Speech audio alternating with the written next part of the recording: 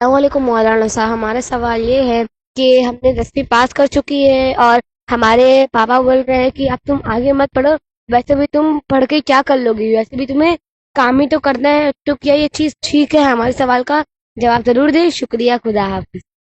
10ویں پاس ہو چکی ہیں، والد آگے پڑھنے کی اجازت نہیں دے رہے ہیں کہ ہم آگے پڑھ کے کیا کروں؟ بہت ہی یہ غلط فکر بعض ذہنوں میں پائی جاتی ہے کہ بچیوں کو کام کرنا ہے لہٰذا تعلیم نہیں حاصل کرنی ہے، جبکہ حقیقت یہ ہے کہ کام تو سب کو کرنا ہے۔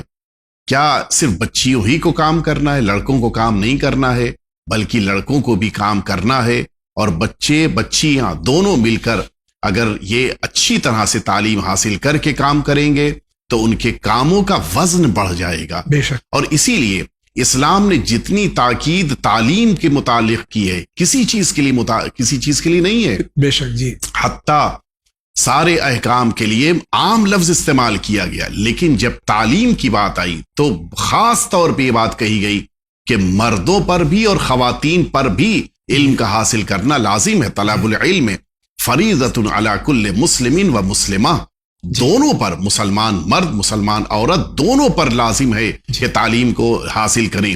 اسی طرح سے آپ اگر غور کیجئے، اس تعلیم کے لیے حکم یہ ہے کہ اطلب العلم من المہد الی اللحد، جی بے شک۔ پیدا ہونے کے بعد بچہ ایک جھولے میں آتا ہے، کہا یہ گیا کہ اس وقت سے تعلیم کو حاصل کرنا شروع کر دو، اور اب کس عمر تک؟ 10 سال 20 سال 50 سال نہیں، الی اللحد، جب قبر میں انسان اتارا جائے گا اس وقت تک اسے تعلیم میں مصروف رہنا چاہیے۔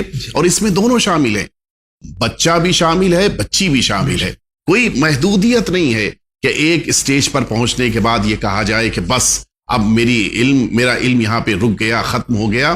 مجھے یاد ہے آیت اللہ العظمیٰ شیخ جوادی آملی حفظہ اللہ تعالی نے جس موقع پر حوض علمیہ قم میں یہی یونیورسٹی کے اسٹوڈنٹس کو خطاب کر رہے تھے اور ڈگریاں ایم اے اور پی ایچ ڈی وغیرہ کی دے رہے تھے، اس موقع پہ انہوں نے کہا تھا کہ اگر تم بچوں میں کسی نے یہ سوچا کہ آج میری تعلیم مکمل ہو گئی تو سمجھ لو کہ تمہاری جہالت کا دن آج سے شروع ہو گیا۔ بے شک جی، تعلیم کسی مرحلے میں ٹھہرنی نہیں چاہیے، علم تو ہر مرحلے میں حاصل کرنا ہے۔ جی، بچیاں پڑھیں گی تو قوم بڑھے گی، جی، لہٰذا بچیوں کے پڑھانے کے لیے تو اور زیادہ کوشش کرنی چاہیے۔